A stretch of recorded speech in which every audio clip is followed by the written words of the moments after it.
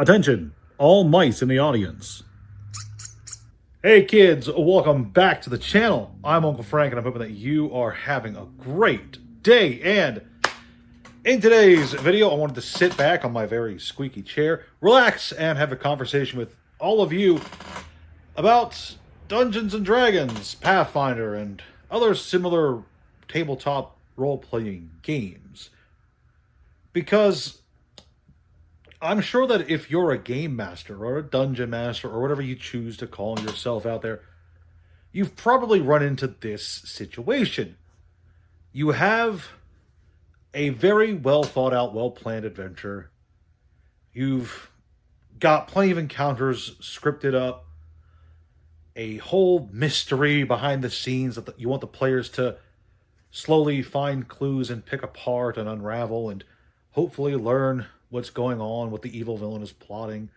You got this really nicely well-designed dungeon that you're just so proud of finally completing and hammering out all the kinks and the traps and the encounters. And then your players just kind of blow through everything. They don't engage with the story at all. They just kill absolutely everything you throw at them. They plow through the dungeon like the Killdozer did to that one town. They are just not being very engaging with the world and the setting you've carefully crafted for them. Your players have become a team of murder hobos. What can you do in this situation? Well, the hard truth is that as a game master, there actually isn't a whole lot you can do as a person to change the way your players play the game. However, there are avenues that you have available to you, both in and out of the scope of the game, to try and steer them into a more cooperative direction. The first thing you want to keep in mind is not everybody agrees on how to best enjoy a game. There are some people who will just have zero interest whatsoever in any story you write or try to have them engage with, no matter how well written or executed you think that story might be. There are people who just really like the idea of sitting there for 4 to 6 hours a day, crunching numbers and hitting as many goblins on the head as possible. And they don't care why they're there. They don't care about the treasure. They don't care about the princess in the castle and the dragon who's crawling through the dungeon. They just want to kill goblins. That being said, there are things that you as a game master can do to try and steer the game back in the direction you're kind of hoping it will go. The first and most obvious choice you have available to you is to just talk to your players. And I understand that for some people, just convincing your players to sit down for a half-hour conversation where you outline, this is the kind of game I want to have, guys. Can you maybe try to play along and try to find some enjoyment in the storytelling adventure or this great dungeon puzzle or whatever? I know that for a lot of people that just doesn't seem like a conversation worth happening, especially because for a lot of people, they've already come to the conclusion that it doesn't seem like a productive conversation to have. There's a lot of people out there who don't even think that just talking to your players will have any effect. But I've found that more often than not, if you are having some issue with your players, and whether it's how they behave in or out of the game, I tend to find that just sitting down and talking with them about it before you begin your session for the day has, on more occasions than not, been overall beneficial. And if you outline issues you're having with the players, such as telling them, look guys, you're killing far too many NPCs, you're not really acting like the heroes you are supposed to be in world. If you sit down and talk with them and explain things like that, more often than not, the people who are there to just play a game with you, because that's what D&D and Pathfinder is, it's a game that people play together. You're going to find that a lot of them are willing to, just go, okay, I understand. I'll try to change things up. That's not to say you won't have a bunch of players from time to time who are going to go the extra mile and just say, okay, I hear your concerns, but I don't care. I'm going to be a murder hobo anyway. For players like those, you have an option in game to deal with them. That option is called You're the Game Master. You see, the thing is, as the game master, as the dungeon master, whatever you want to call yourself, you have an awful lot of control over what transpires in the game beyond the player's actions. And by that I mean, you can control pretty much everything that goes down that isn't the players themselves. And you can use this to influence a lot of the events of the game. And I know that for a lot of people, this might seem like a no-brainer. But there are a lot of game masters out there who just kind of let their players go ahead and get away with whatever they want. And you got to understand, tabletop RPGs are a player-GM dynamic. You're not trying to fight against them. This isn't a PvP situation where you, the game master, are fighting against you, the players. But there are times that you're going to have to use the tools available to you to try and push players in the right direction, whether through the carrot or the stick. You know, you can reward players who play along with however you're trying to steer the game, whether it's giving them extra XP for talking to the right NPCs and getting the right information, or setting them up with a difficult encounter for doing the wrong thing at the wrong time, even if they knew it was the wrong thing at the wrong time. For example, let's say that, I don't know, the town guard has captured an underground were-rat warlord, and for whatever reason, these guys need information that this rat warlord has on some upcoming were-rat attack on the town. And for whatever reason, the players have been assigned the arduous task of interrogating said were-rat warlord.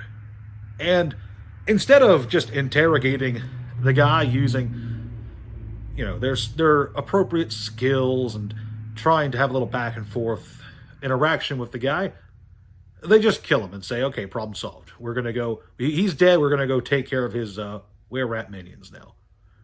Well, the town guard's not going to like that. The town guard needed those answers.